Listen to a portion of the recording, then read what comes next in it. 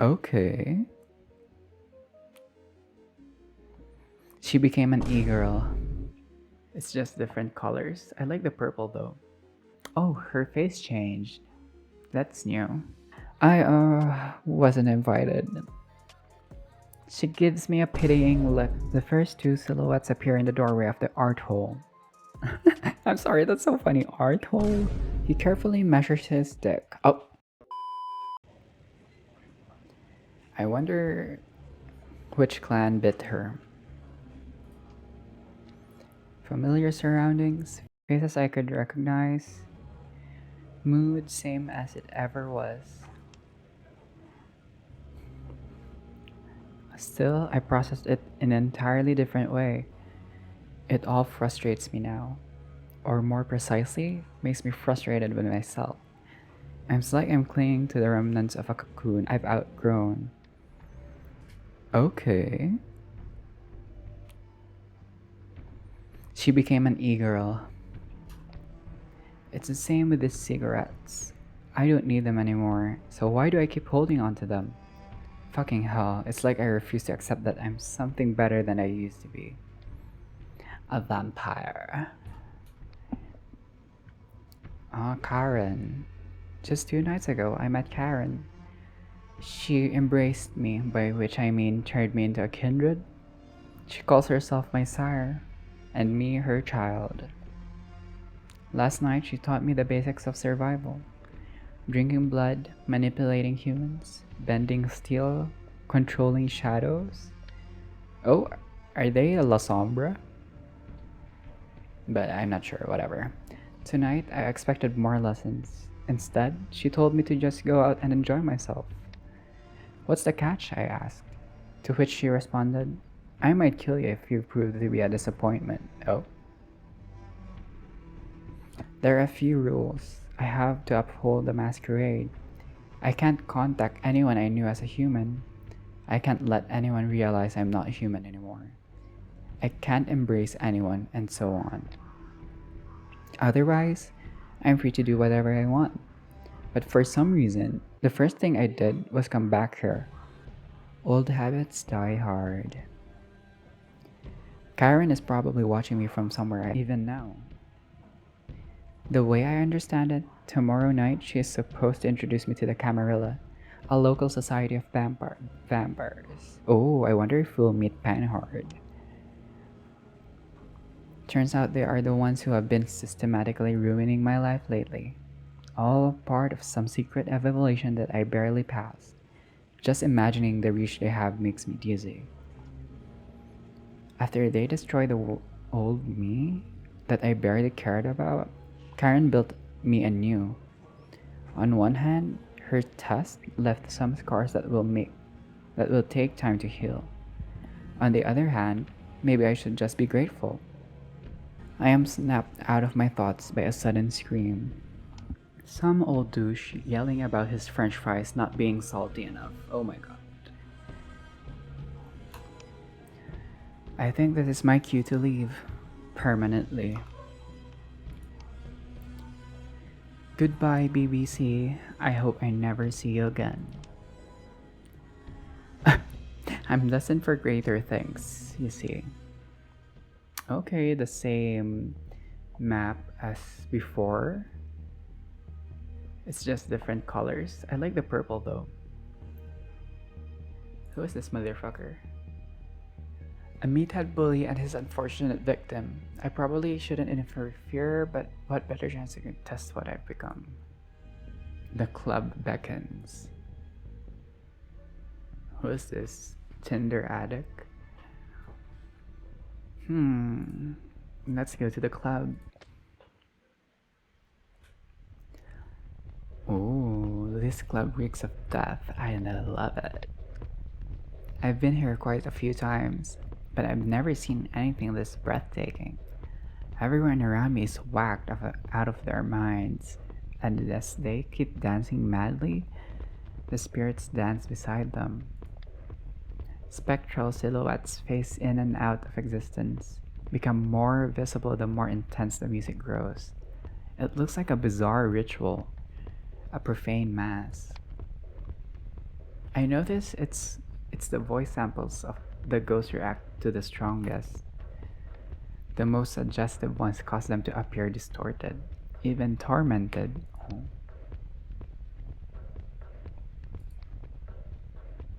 It's as if something was struggling to be born out of these harsh sounds, and the dead were hoping to be reborn alongside it. They're all uneasy, quivering with desire for something far beyond their reach, probably the same as when they were alive. Sometimes, the living dancers spot their dead counterparts. It's usually the most manic ones who notice something out of the corner of their eye for only a split second, but never realize what they've glimpsed. Some apparitions dance to a completely different tune than the rest of us, one only they can hear. Those seem the saddest. The spectacle is eerie. At times, it's unbearably melancholic. Above all, it's beautiful. I keep on moving to the rhythm until I reach a trance-like state, and then something even stranger happens. Every now and then, when I brush against someone, a fragmentary vision appears before my eyes. A car burning in a freeway, an outstretched hand in the depths of the sea, a man jumping out of a skyscraper window. Memories of the past? Preventable visions of the future? I have no idea what it means, but I'm strangely eager to find out. Oh? And then there are dancers like her. Ones that aren't ghosts, humans, or even vampires, but something else altogether. This new world is full of mysteries, and I plan to get to the bottom of them all. But for now, I just want to dance. Okay, midnight. The Tinder guy or the bully? I'm gonna go for the bully. Two men are facing each other in a dark back alley. One of them stands with his back against the wall, his chest heaving as he's struggling to catch his breath. Heaving. Okay. A brawny, rugged guy is yelling at metal staircases with a theatrical incredulity in his voice. With a lively step, he dances around an older man who's having trouble finding his footing. Oh.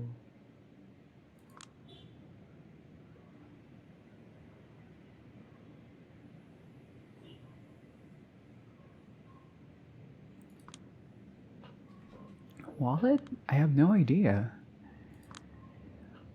The goon starts prancing around like a Muay Thai boxer. He's smiling, but his eyes send a clear message. You're cornered, buddy. Don't even try to pull a fast one on me.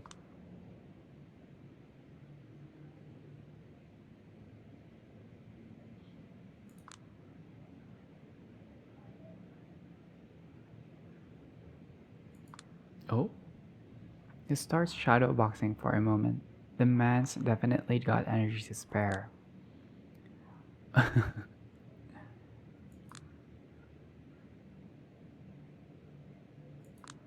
Before he's able to finish, a sucker punch knocks the air out of his lungs. The old man slides down the wall. Before he can let out a groan, he's interrupted by a brutal kick to the chest.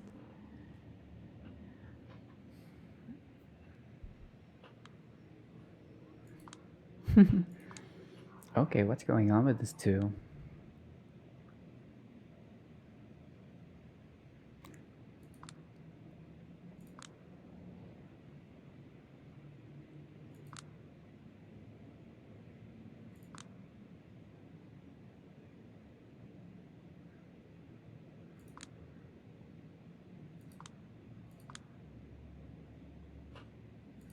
Robbery. Anderson Silva.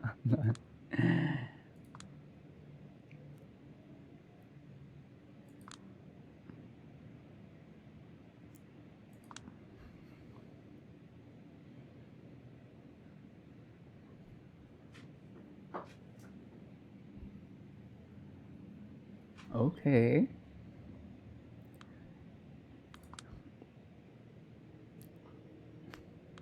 Summer 2013, Las Vegas.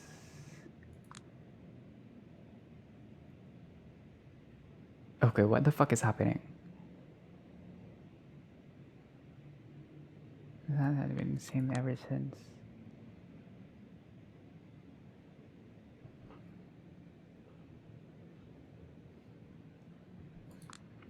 For a good minute, the goon silently looks down on the whimpering man at his feet, chewing on his lower lip.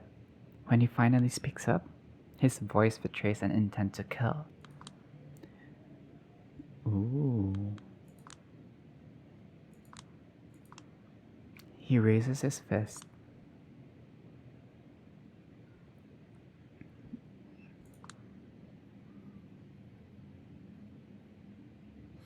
That's enough? I wonder. Let's try.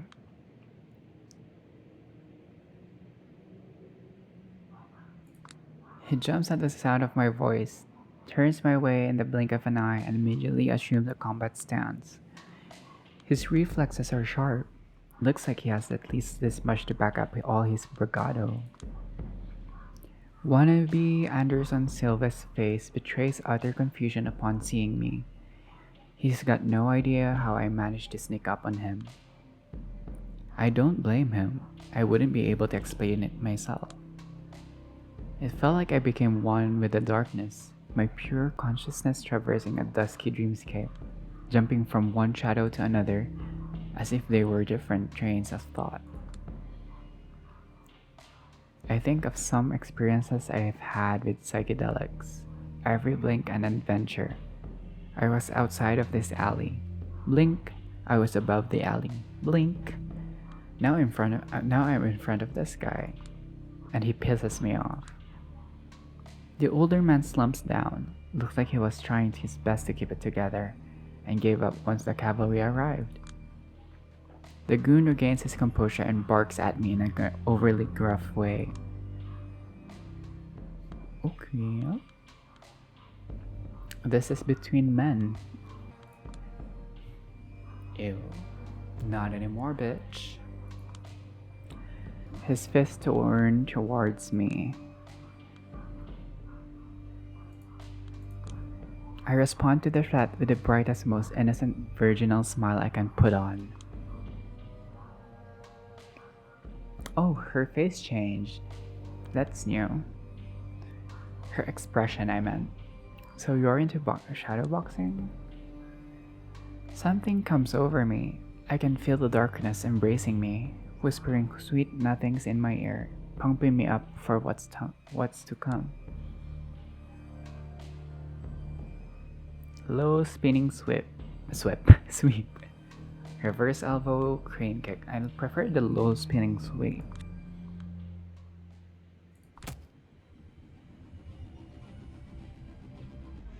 I zoom in, duck below his fist, and sweep him off his feet with a powerful roundhouse kick. Okay, period. It's probably the dumbest, flashiest thing I have ever done, but I'm feeling more confident than ever. He flies into the air, only managing not to fall because of the wall behind him. I know what he's thinking. I should have blocked it, and he absolutely should have. But instead, he just flayed his arms helplessly, as if he suddenly found himself of an oncoming train. A primal expression of fear that suddenly and completely took over him. I don't know how I look right now, but judging by his expression, my best guess is like the gaping maw of some primordial beast. I follow up the surprise attack with another punch to the solar plexus, or at least my nearest estimate. Once again, the effect terrifies even myself. Looks like my hunch was correct, and I hit the right spot. He falls to the floor, whining like a wounded animal, tears streaming down his face. I let him collect himself a bit and then grab him by his chin. Learn to choose your battles, homeboy.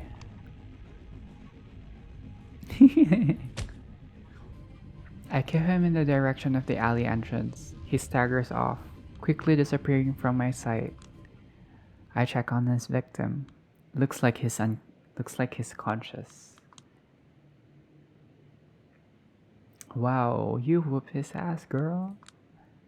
But hasn't noticed anything out of order. Good.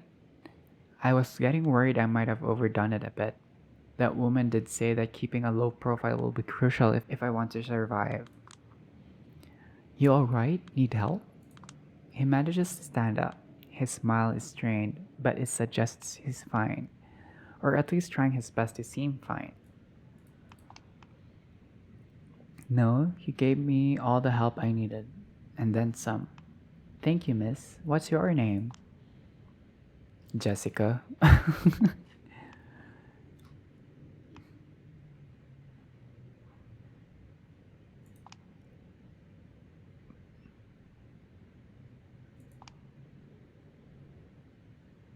Wallet, please. Just be careful. Forget about it. Just be a little careful in the future, alright? A true heroine always refuses compensation for her help. At least that's how I think things should go. Never thought I'd help someone in a street fight. In the octagon. Too much in love with my gorgeous face to see it bruised, battered, and swollen. Sorry. I hear ya. Huh. I feel like one right now. One more worrying about being out after midnight. No more feeling uneasy whenever I spot a shady asshole across the street. Ever. Hell, I could start jogging in Central Park after midnight now. Not that I need to. The future's looking bright. Oh wait. I saw this on a thumbnail for a music playlist, I think. So this is where it came from. What a night. I watched Times Square from above. It's beautiful. Never thought this place could make me emotional, to be honest. But here I am. Feeling deeply moved, who would have thought? Getting up here was surprisingly easy, all things considered. Took more thought than physical effort.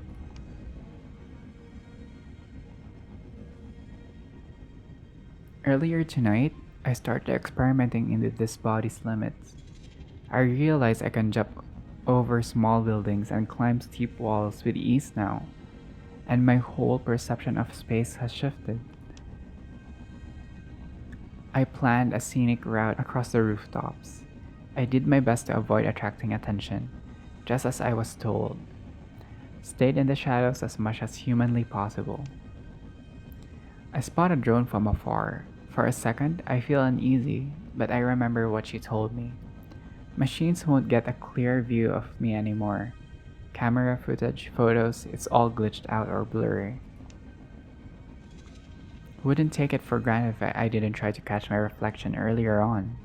I couldn't see my face clearly. Not in the mirror. Not even in a puddle.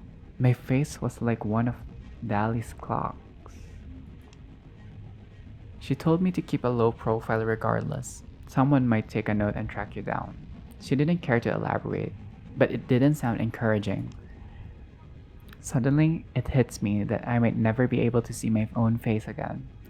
I won't be able to take care of my looks by myself. And what about the long-term psychological effects?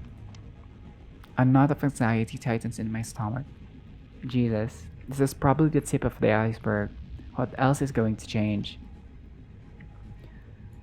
These past few nights have been the best of my life. For years, I was on the downward spiral. Failing health, no future, a feeling of overwhelming powerlessness. Now everything has been flipped upside down. A total paradigm shift. A bad ending is no longer the only option. I am actually looking forward to tomorrow. I forgot how it feels. Where it used to stand at mere seconds to midnight, the doomsday clock has been effectively turned off. A cold breeze brushes my cheek. As stupid as it sounds, I choose to read it as the world telling me to chin up. I can bend anyone to my will. I am capable of superhuman strength. I am a master of shadows. I can do anything. Tomorrow, I will be introduced to my duties. If everything goes according to plan, I will become a New York City representative of Clan Lasombra. I fucking knew it. The moment they said shadows, girl, it's Lasombra. Whoever they are, whatever that means, I have no idea what to expect. But tonight is tonight. I'm free. All my worries from a month ago feel like they belong to someone else. Finally, things are looking up.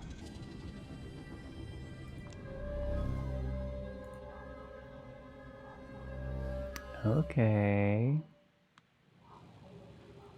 Okay, it's 2020.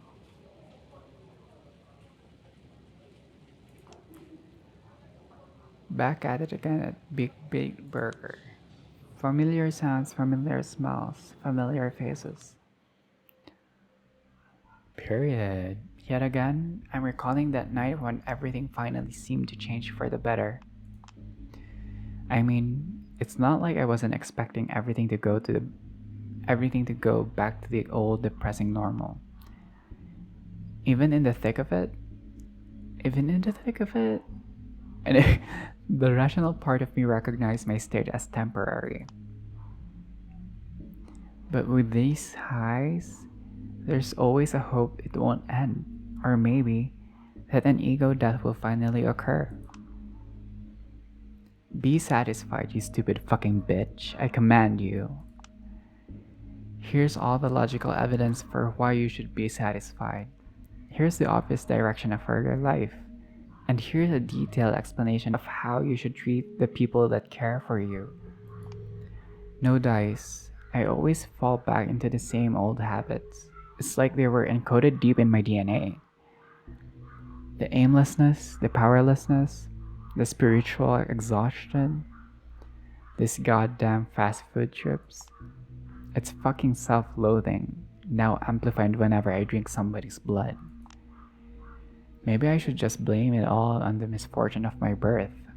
You do this social climbing until you dissociate, and then you are just this untethered, constantly frustrated ball of dumb desires. Except, I'm sort of immortal now, and I need to figure out what to do next. I watched this obscure Asian movie once. Ilay ilay lema sabat. Okay, I'm not gonna read it. I don't know how to read that.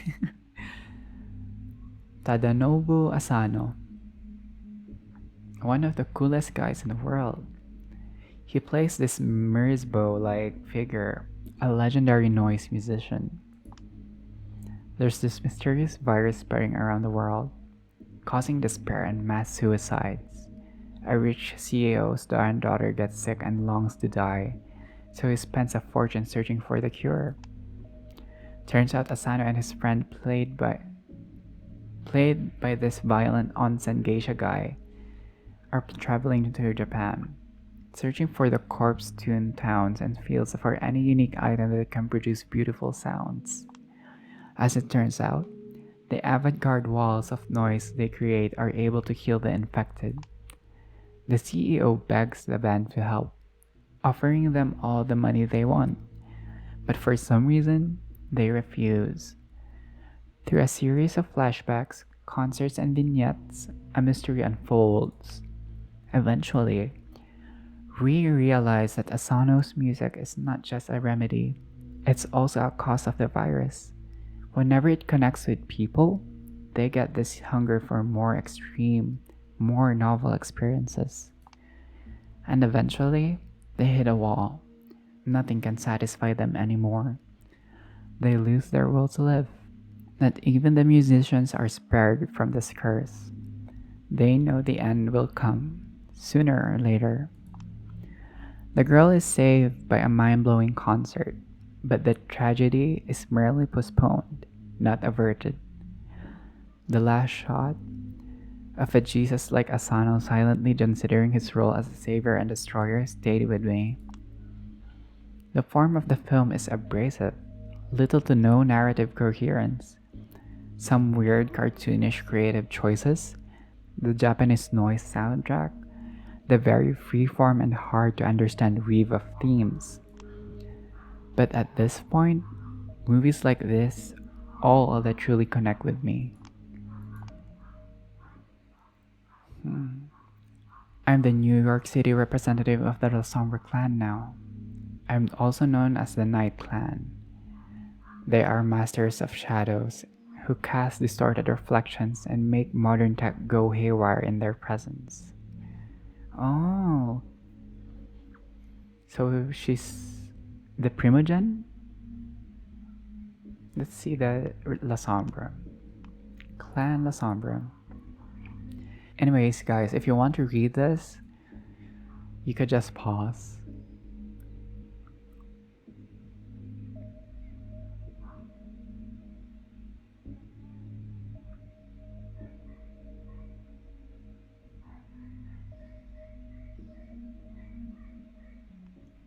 Their clan is interesting, honestly. Turncoats, right? Last year, a few months before I was embraced, the Lasombra had joined with the Camarilla, the biggest and most traditional sect in the vampire world.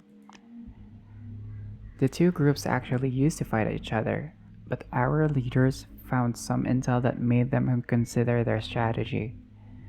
So they sent a diplomatic mission to parley with their historical themes, with their historical enemies. The deal they got in Chicago was simple: an unlife for unlife. For every Lasombra vampire allowed in the ivory tower, one Lasombra vampire has to meet their ultimate end. Oh. I still remember the name of the woman who met her final death, so I could begin my unlife. Her name was Hester Reed, a sworn enemy of the Camarilla, a guerrilla fighter who spent decades opposing them. She was someone with far better principles than mine. From what I've heard, from what I gathered, well, whoever she was, her execution by my sire served to convince the NYC elites to give us La Sombra a chance. And then, they set out to look for a mutually agreed upon candidate who'd become the clan's rep in the city. My sire searched for someone who gave the impression she was more than she appeared. The local court was looking for someone they could walk all over. After long negotiations, they decided I was a good compromise. They proceeded to systematically destroy my entire life, just to make me show how I was psychologically strong enough to join their ranks. The turncoat special, they called it. Somehow, I succeeded.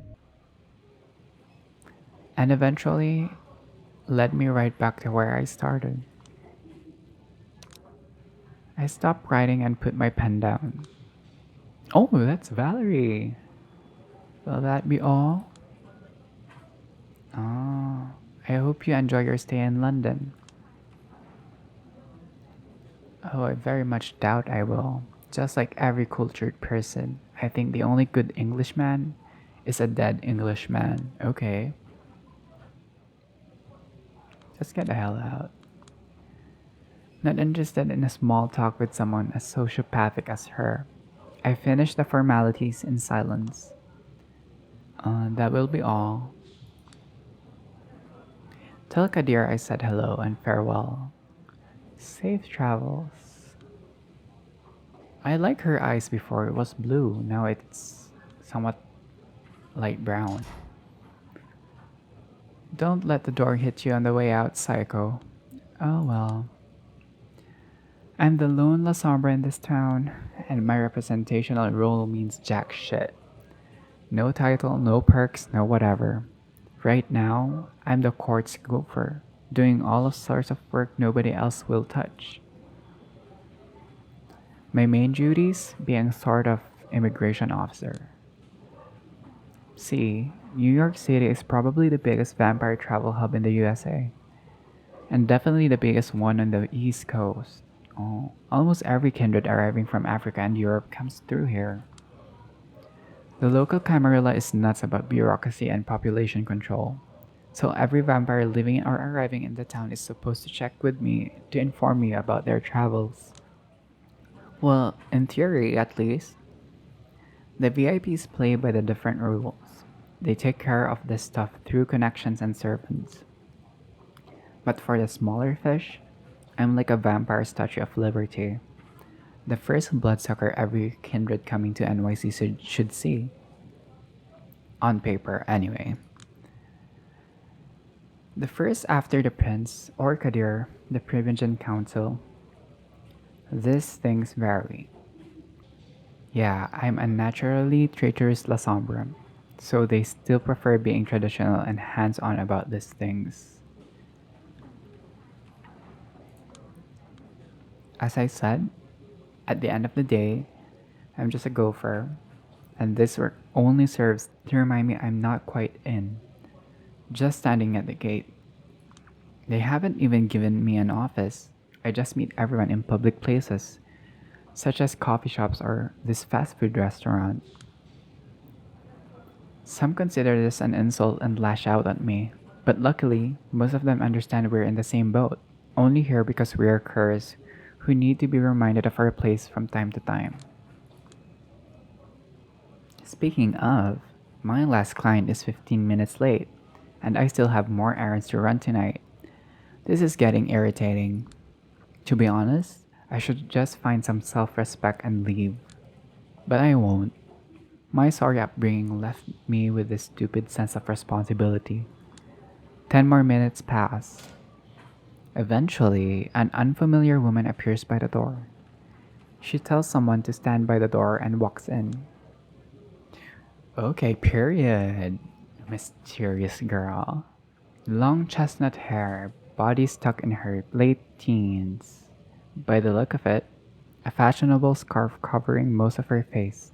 Elegant clothes, dignified walk. I signal her to sit in front of me, trying my best to not let my impatience show. She obliged. Took your time, huh? Here to check in. I am Julia Sawinski, I presume. She's scanning her surroundings like a circus. I hope you won't mind if I make it quick. I'm needed in Elysium. Name? Catherine Wise. Huh. I swear I've heard that name before. Someone else's description of her crosses my mind.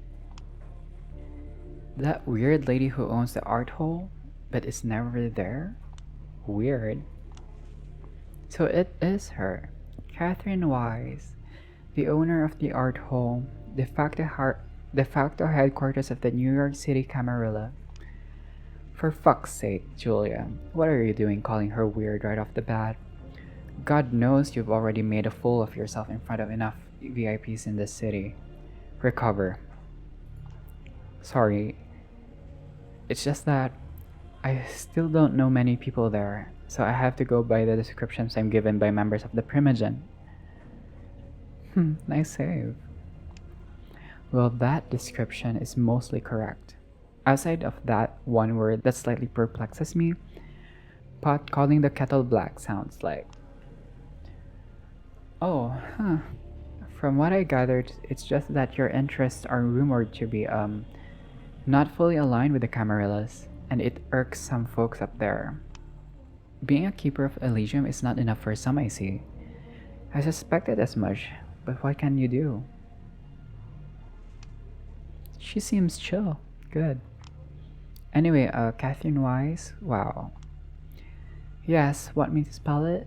People often have trouble getting it right. Forgive my indiscretion. It's just that people of your stature usually don't bother checking in with me.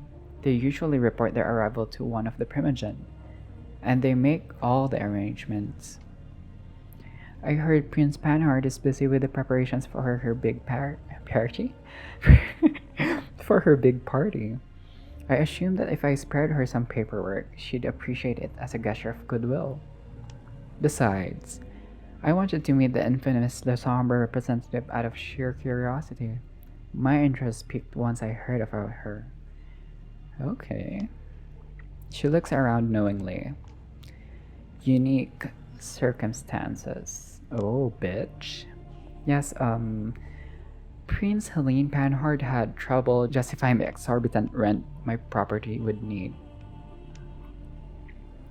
That's literally pennies for her, and as far as I know, she's been sitting on an empty property since last year. Looks like they've got it out for you. Bad. That's why I assume.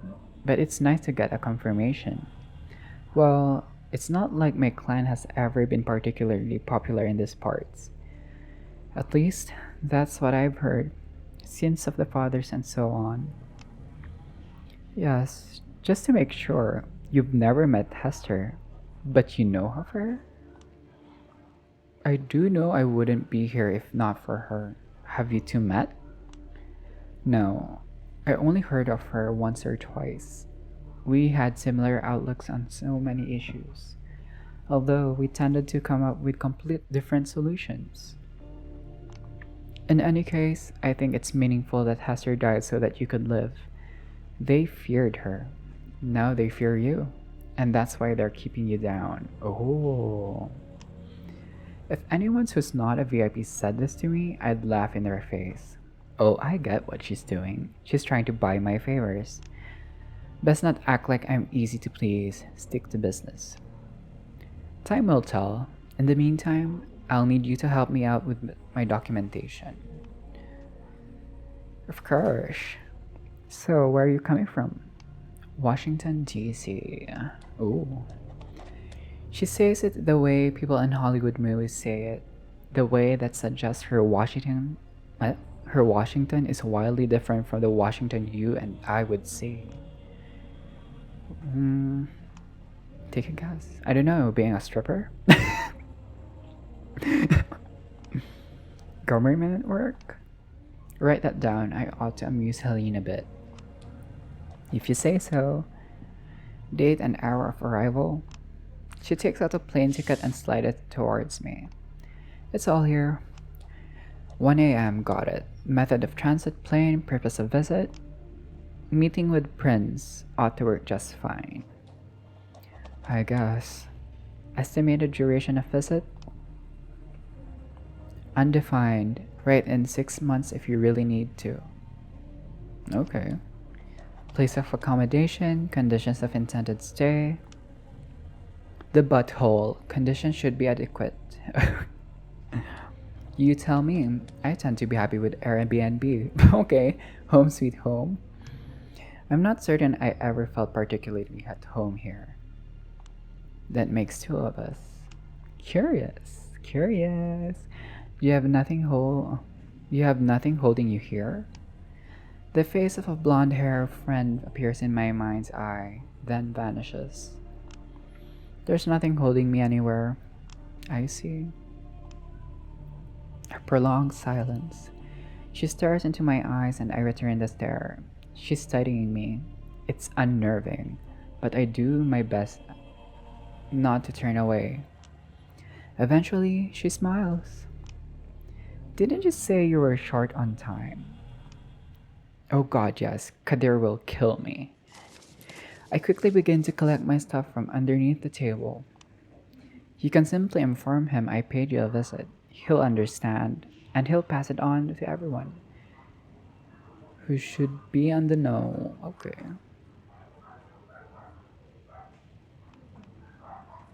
Need anything else? I'm fine. I was about to ask you that myself. You're the one asking questions here. That's all from me, bitch. Good. We will see each other soon, I hope. The party tomorrow night? I wasn't invited. She gives me a pitying look. I understand. Well, if not given the opportunity, we should make our own. I'll be in touch. Okay. Good night, Miss Wise. I wish you a pleasant stay. Good night, and don't rush these things. You've got your whole life ahead of you, and you're in a position where you can take it easy. Take your time, get a different perspective. Okay. I nod and walk slowly out of the door. When I lose sight of the restaurant, I sprint toward the subway. Slow night? Okay. Do I like him better without the tie behind his hair? Yeah.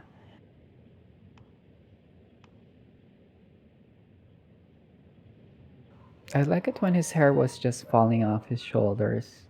But whatever. Kadir, the mighty sheriff of New York City, is not happy with me. No wonder. I met him in front of Elysium 30 minutes later than the time we have agreed on. Yeah, well, Catherine fucking Wise decided to arrive fashionably late.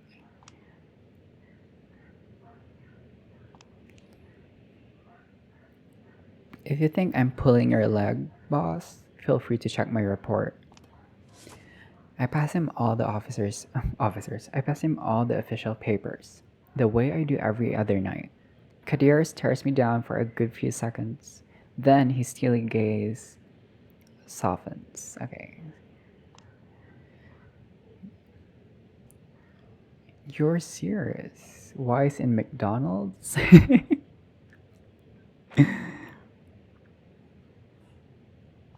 Technically, it was BBB, not McDonald's. But yeah, God, I made such a fool of myself. First thing I did, I quoted somebody calling her a weirdo. I wanted to die on the spot. Serves you right, you bitch. You walking faux pas. What's a faux pas? Anyways.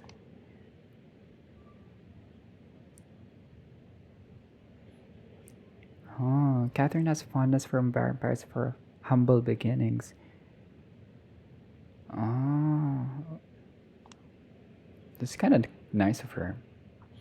She's one of those rich art scene assholes who seek out working class cred.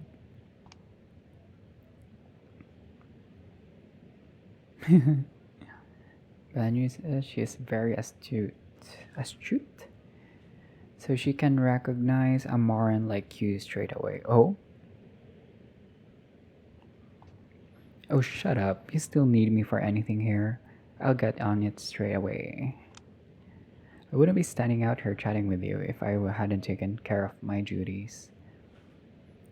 Uh, okay. Sorry. Couldn't be helped. I suppose it's more your loss than mine. Wanted to come company tonight, and you could really use this chance to appear here on official duties, so everyone can get to know your face. Heaven knows your fast food job isn't going to get you anywhere. You need to, what do they call it? Hustle? You don't need to tell me that. But it's not like being paraded around a bunch of blue blooded douchebags is. Oh?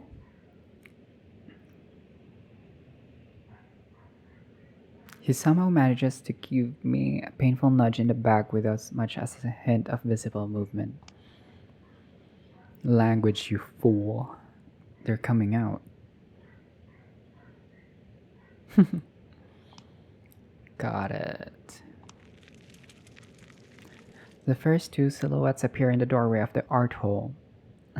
I'm sorry, that's so funny. Art hole? The old man in a wheelchair. The old man in a wheelchair, pushed forward by his young servant. Haven't seen either of them before. Oh, who is this weirdo? Payne? Max Payne?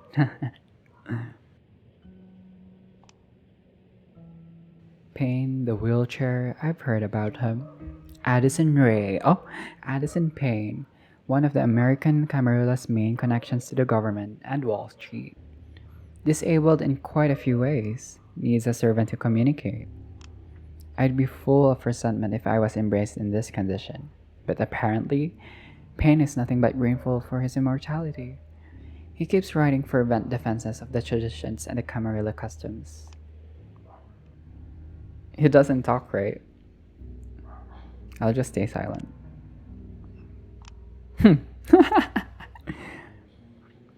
He wordlessly shakes Kadir's hand, but doesn't even deign to acknowledge me. At least his servant gives me a small bow. I return it.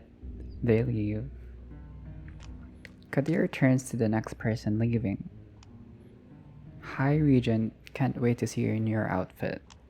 Oh, it's this bitch that. I'm just gonna put the card just in this video. I failed from my last game in Coteries of New York. I wasn't able to recruit the Chimers in that game, so watch it if you want to.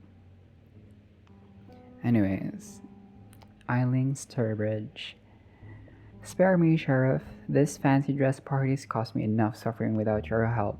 I can only help. I can only hope you haven't conspired with Helene to embarrass me with this gift.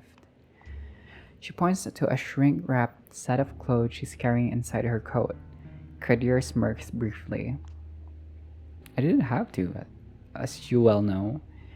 Prince Panar displays a considerable foresight in the matter of party planning. Okay.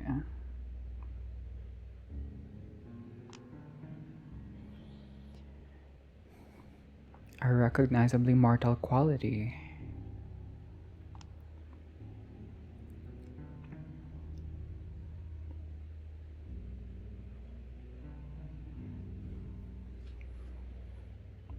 Okay, nerd. Eiling Sturbridge, the High Regent of the Chantry of the Five Boroughs, a hero of the Battle of New York, the biggest warlock in town. Could be a prince herself if she didn't have our eyes on a bigger prize. Okay. The thing is, nobody knows what the prize is. They only know it has something to do with the goal of her thaumaturgical research. Whoever tried to find out what it is failed violently. Okay.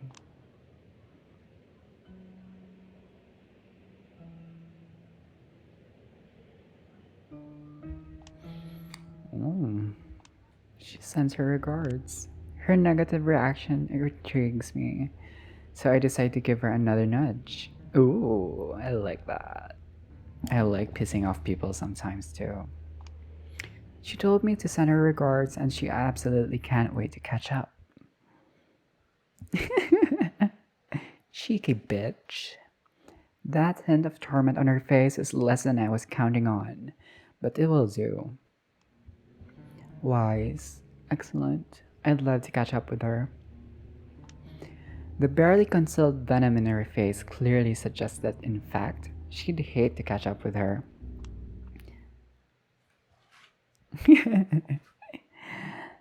I bid you adieu. And she's gone. Is there some kind of story between Eiling and Wise that I should be aware of?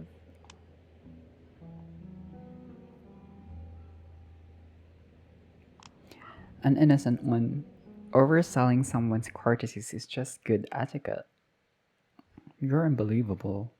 Well, I doubt High Regent Sturbridge took it as a courtesy, considering she was once attempted to call for a blood hunt on Wise. Oh, interesting. I've heard 5 different versions of the story, and all of them seem plausible. Catherine's relationship with this city is odd, to say the least, but hush for now. He's obviously trying to kill the conversation, and the appearance of Thomas Arturo gives him a perfect way out. Ah, yes, Mr. John Lennon.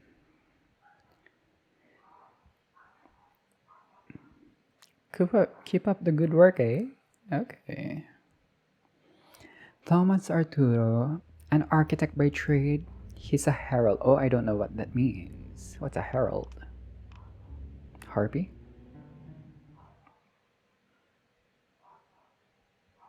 Wait, it says herald. Where the herald is?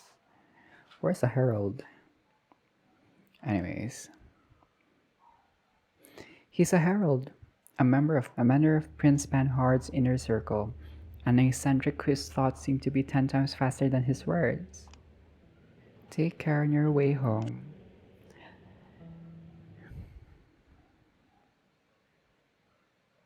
Ah, yes, yes. He disappears into the night. Well, that was brief. Maybe I should stand in their way. That might force them to properly acknowledge my existence. You severely underestimate their dedication to ignoring whelps like you. What's whelps, bitch? Is how you refer to your kid when they're fucking up. Oh, asshole. Just in case you're serious, I beg of you don't. Interesting. I've been meaning to ask you this a while now, but never had the opportunity. You really hate Arthur's guts, don't you? He carefully measures his diplomatic response. I have no strong feelings about Thomas Arturo whatsoever. Yeah, well, considering you're always listing positives about every local Camarilla representative under the moon, you might as well have called him a cunt. Ooh.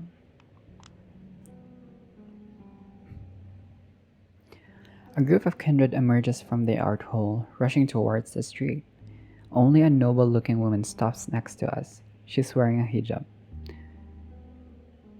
But curiously enough, doesn't hide her hair beneath it. Primogen. Oh. If you were rude enough to stare, You'd quickly notice the cloth serves mostly to cover up her horrifying scars. Hmm.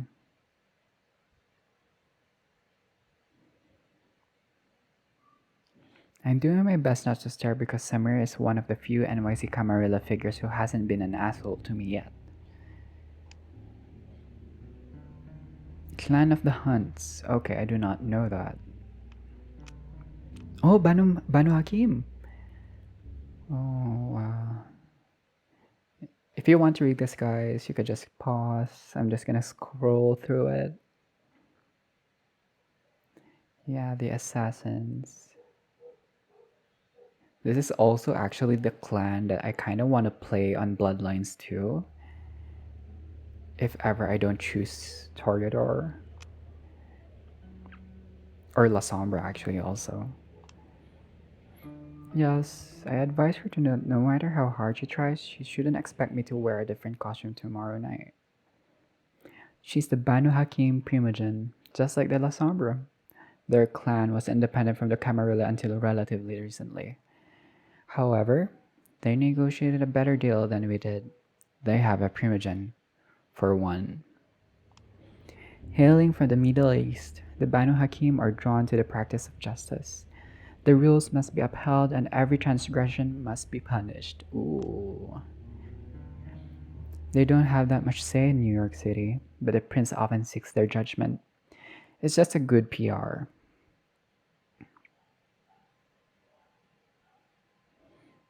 Thank you so much. I'm eager to see the outfit you came up with. And how are you, Julia? Have you seen any lights at the end of the tunnel? Same old, same old. Still wandering in the dark, bumping my shin every 2 steps. Sorry to hear that. I trust you're pestering the prince and your superiors to improve your standing. It's a process. Oh, Julia.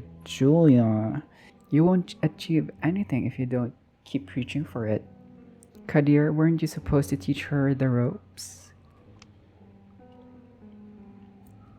It's always a process. Okay, bitch. I can only wish you good luck then. Good night, Julia. Good night, Kadir. What a kind vampire. The asshole has been the art hole has to be almost empty by now. You like her, don't you? Ooh.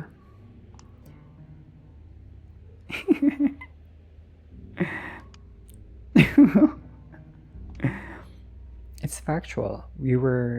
I as harsh as you claim? Oh. She did tell us both to call her Samaria, but you're still keeping your distance with that primogen shit. Okay. Watch your profanity, asshole. And don't project your fantasies onto me. I won't give you a lesson about professional boundaries, but I suspect the way you will eventually learn it will be extremely unpleasant. Ew, who the fuck is this? Carter Vander Weyden. Even though I'm constantly pestering him, Kadir's composure is unshaken. His response comes swift and unfazed.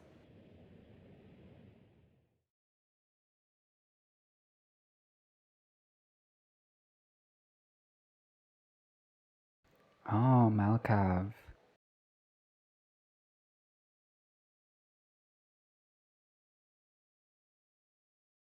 But just in case, I already apologized for not making up to the prince. Hmm, what a workaholic. The rhythms, tempo, and intonation patterns of his voice are so familiar. Half it sounds like JFK. Oh, the other half exactly like Barack Obama. Just like his appearance. It all feels so fake. His old money, of course, comes from the long line of Dutch merchants who originally settled in New York region, runs a wildly successful law office, rubs elbows with elites of both kindred and kind, varieties alike.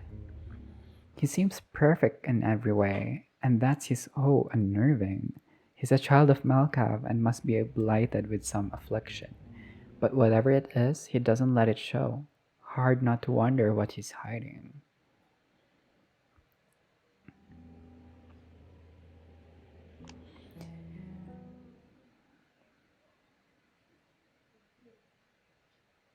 He doesn't even register my presence before leaving. Sometimes I think they're all still hoping I will simply go away. Curious. As Carter drives away in his limousine, Kadir shakes his head. You wanted to hear which member of New York City's Camarilla I dislike the most? Yes? Too bad they're all my dear colleagues and I deeply respect every single one of them. Sure you do. Wouldn't want to blurt out something that could lock you out of Mr. Vander Weyden's legal services, would you? You ass kisser. Ew.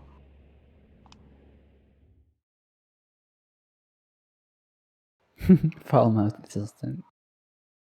Rude. Do you still need me here? I still need to swing by St. Patrick's tonight.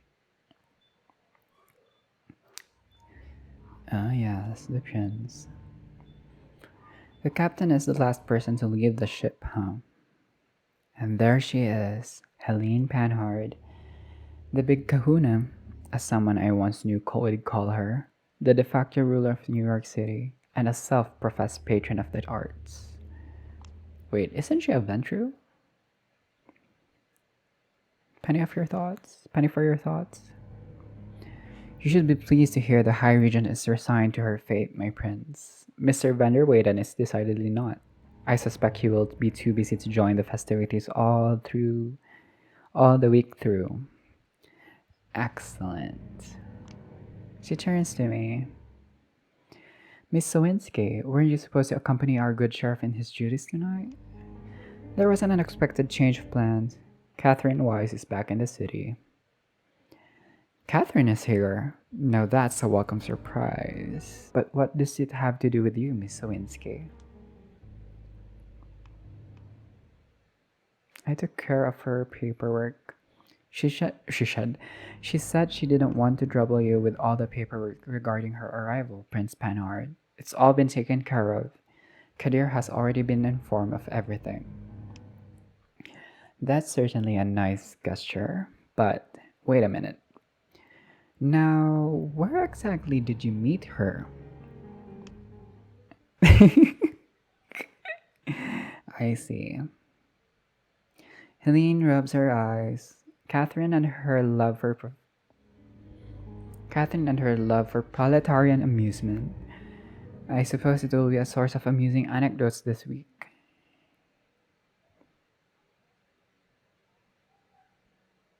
If you want to avoid the situations in the future, it might be a good time to discuss offering Miss Sawinski an office of her own. We'll get to it eventually. There are more pressing matters at hand. The festivity starts tomorrow, and there's still so much to be done. Will you make sure the art hole is secure before leaving? Certainly. Good night, Kadir. Good night, Miss Sawinski. We'll talk about your work soon. Don't worry. Good night, slut. A chauffeur escorts her into a limo. There's an awkward silence between me and Kadir until the car disappears around the corner. More pressing matters, huh? A penny for your thoughts, Sheriff.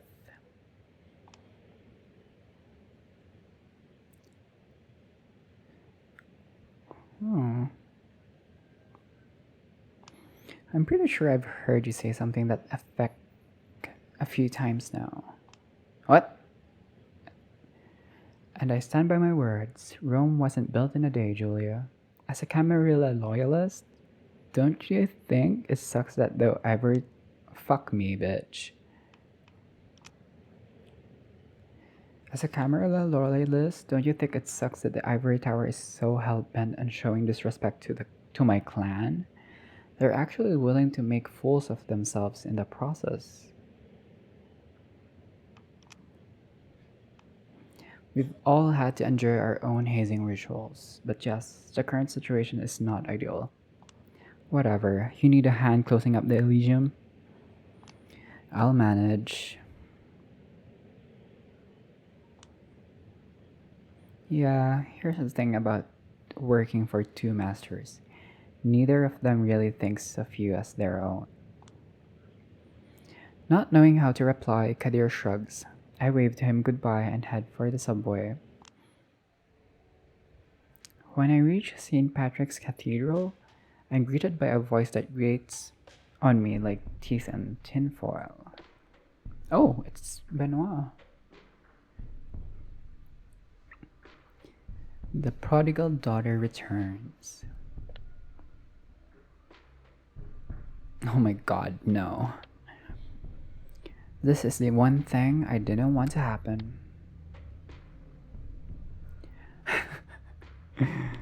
Okay. Where's Father Leonard? His clergy kept him from getting here on time. He sent me to apologize in his name and keep you company for a few minutes. That's the second thing I ought to apologize for. Okay, are we meeting a prince? A priest? A priest? He just wants his flock to live in unity. I am more than willing to oblige him. Why won't you? For the last time, I'm not part of his flock. We have a purely professional arrangement. I knew you see it that way. The Knight clan's tendency to stick close to the Catholic Church is the greatest virtue. But they still consider this relationship purely instrumental. This is why we need kindred like you to bring the spiritual change to your clan. To make them understand God's precious gifts. The closer they get to the light, the greater their shadows would become. Again with this unsufferable sermonizing. Benoit Segal is a local nutjob and ex-artist, a degenerate who had some complete mental breakdown in the 90s. To recover, he took the religion for solace and guidance. Oh. No, I still have to read that. Oh yes, he's a Torgador. Where's that? Okay.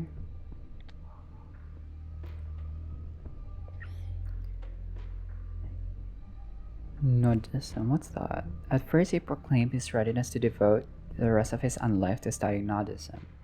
After a few years, though, he changed his mind and joined the Catholic Church instead. Is there a... Okay, what's this? Oh, okay.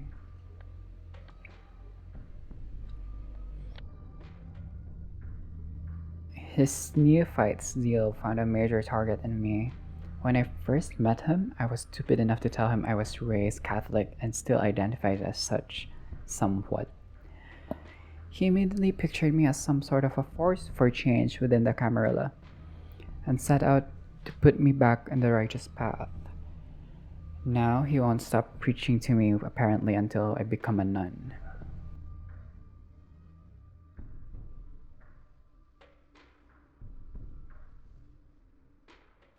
Okay. Christ. Once he starts, he just won't stop.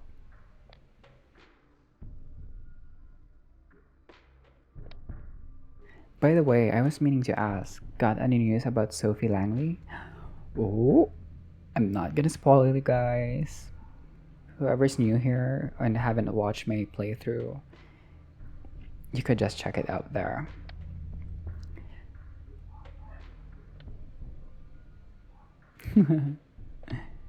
Rude. I'm just looking for a topic both sides of this conversation would care about. You know, like any guide on etiquette says you should.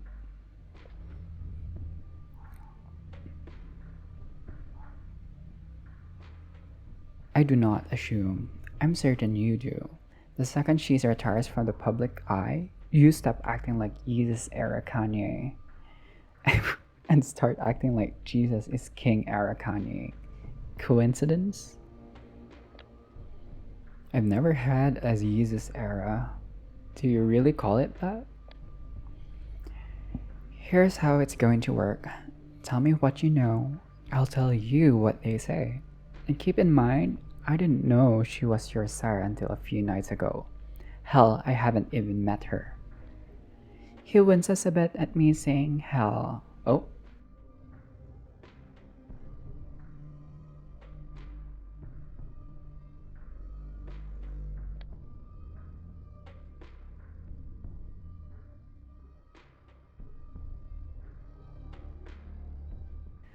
professional curiosity. Once a journalist, always a journalist. He scratches his head, then exhales in a sad mockery of a chuckle.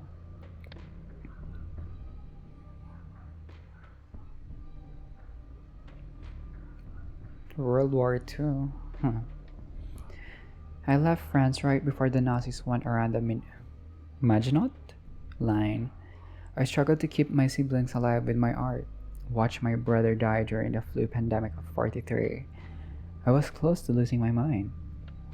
That's when she showed up. Said the sheer torment in my works caught her eye. She became my patron, allowed my talents to flourish and supported me financially. Eventually, she embraced me. As a well-off kindred, my artistic interests started to naturally deviate from what they used to be back when I was poor, mortal upstart. Oh.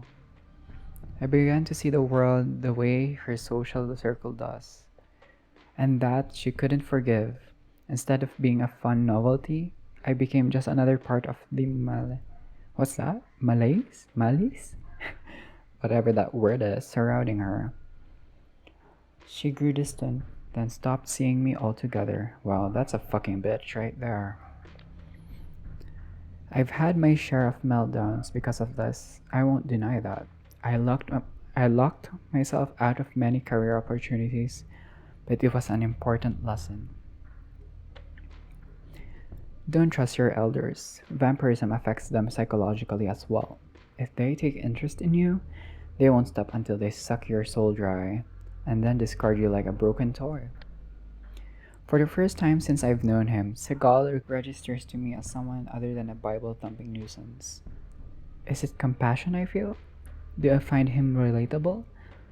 How dreadful. It's possible he's strategically trying to elicit sympathy. Maybe he heard about my dramatic exit from Lodestar.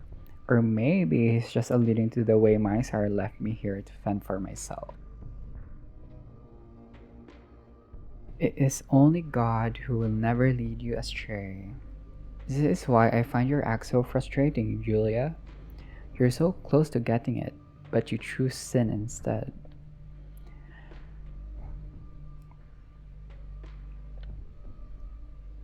What about Langley's disappearance from the city? Oh?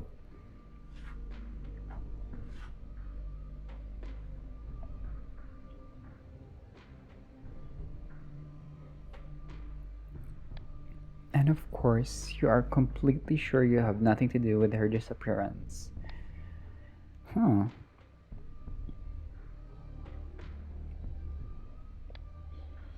Everybody says you've been acting like you're trying to repent for something ever since your vanishing act. You've got a motive. Of course, I'm getting at what you think I'm getting at. Benoit shakes his head.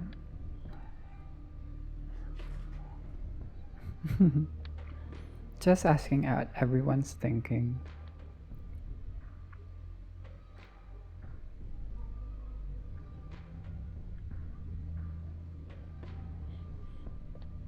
Killer, huh? That's interesting. I haven't said anything about killing.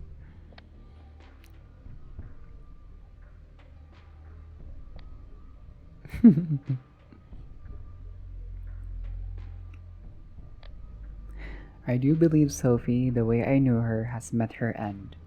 Even if she's still walking this earth, she wouldn't come back here as the same prideful aristocrat. She'd have to undergo a spiritual rebirth. Oh, okay.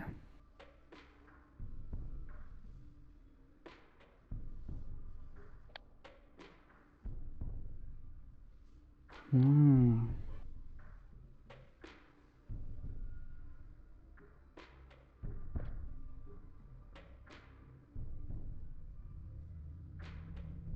And I listened. I rejected the pride I shared with her. I renewed my vows to God, recommitted to preaching His greatness. I mean, this is why we're having this conversation in the first place. Right now, when I think of Langley's influence in my life, I am grateful because she was a sign that got me here, okay? And if God wills it, maybe one day you'll look at her the same way, Julia. Shut your fucking mouth, bitch. No, just kidding. Mental note, whenever he circles back to his preachy tone, it's time to intervene. Alright. If it makes you feel any better, I think that the only way a wimp like you could have hurt her was by boring her to death with Bible quotes.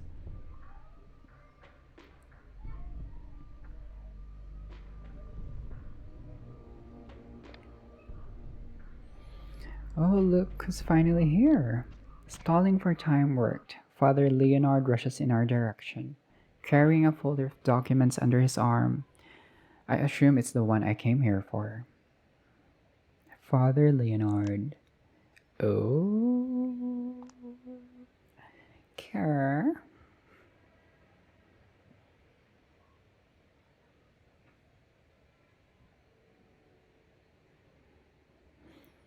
Forever and ever, amen. Actually, I think we said each other's lines. Never mind, another long night? Isn't it taking a toll on you?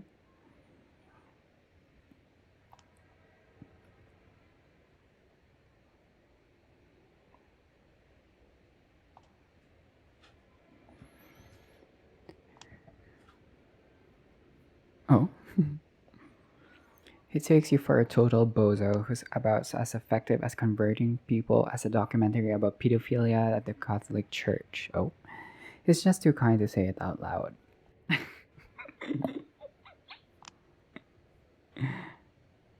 Okay, let's settle for an adult in the room. Oh, passive aggressive much?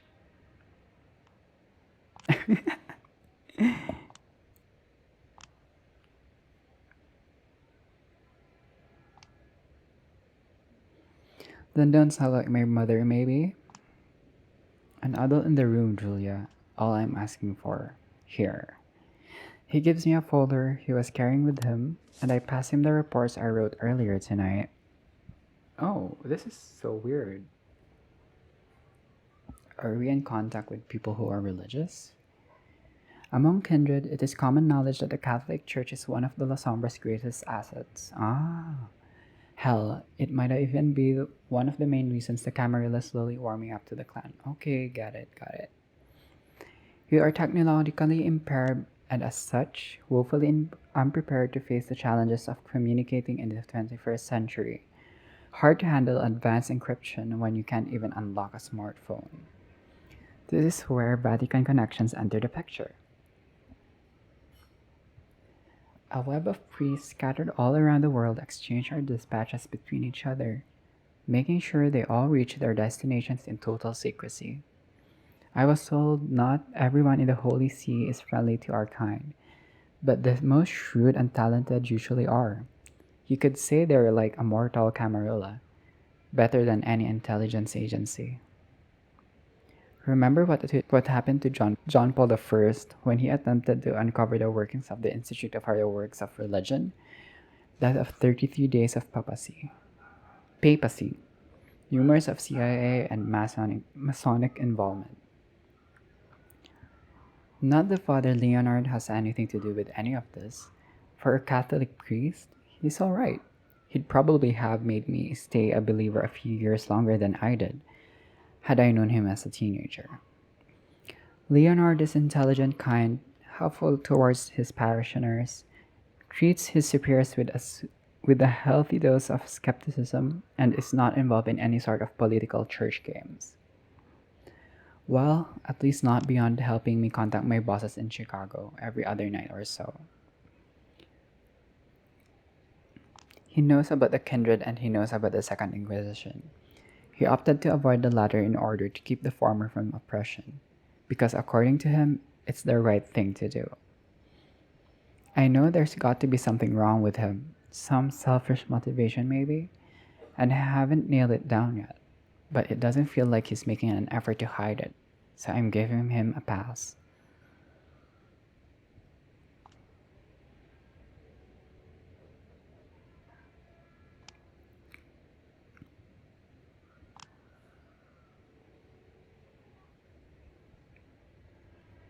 Okay.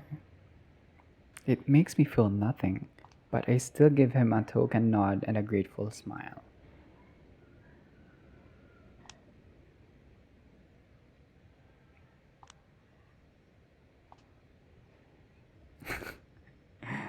Sure, just one more thing on my never ending list of events I'm not looking forward to.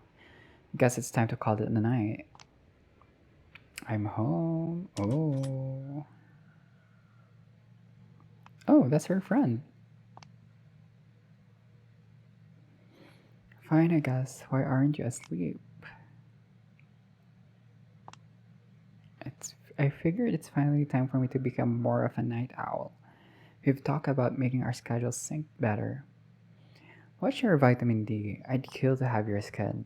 Would be ashamed to waste it. Shouldn't have smoked so much before you got bitten. Oh, okay. Should have shared your skincare routine with me back when I was still breathing.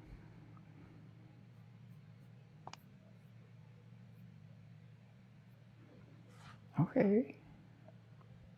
What's up with Jeffrey Epps? Whatever, bitch. Love you too, hun.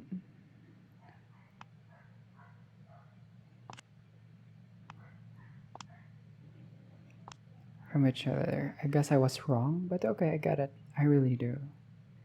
Time out. You're not really mad, are you? Nah, it's just my inner asshole teasing you. Never mind. I feel a little more self conscious than usual tonight. Don't. You want me to do your makeup before you go to sleep? No need.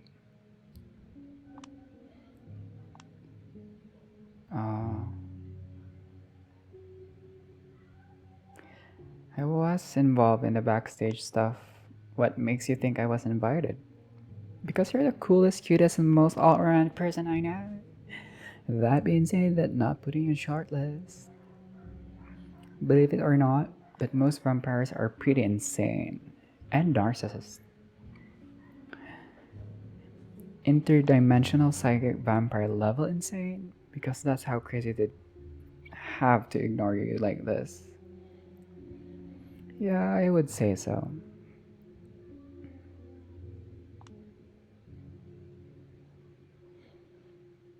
How do you do it? Do what? You always assault me with so much of this weird, stupid positivity that I can't react to it without completely shifting my mental attitude. How do you do it? Oh, the answer is easy. You remember how I told you we have this spiritual connection? I can sense what you feel and want. You can sense what I feel too, if you really focus. Yeah, I called it a big load of bullshit. Said a girl who talks to ghosts. But watch this, Agent Scully. I sense you feeling down and I realize what you really need to end this night. Okay. She points to one of her drawers. It's one where she keeps her supply of blood. Ah, ketamine, okay. What? No, wrong drawer. We're not meeting demons, we're meeting angels. What's that?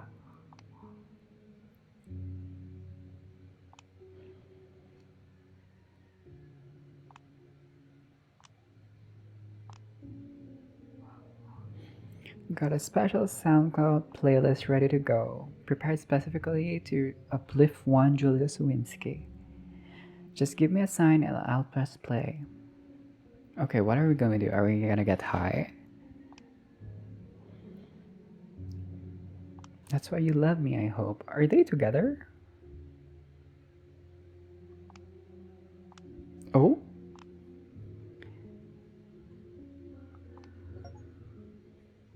Maybe this one time, the high won't end. Okay, so I'll just end this video here, you guys. So I'll be ending the episodes every night, so the video won't be too long. So yeah, if you reached the end of this video, again, thank you so much for listening or watching. I really appreciate it, and I hope to see you in the next episodes. Bye!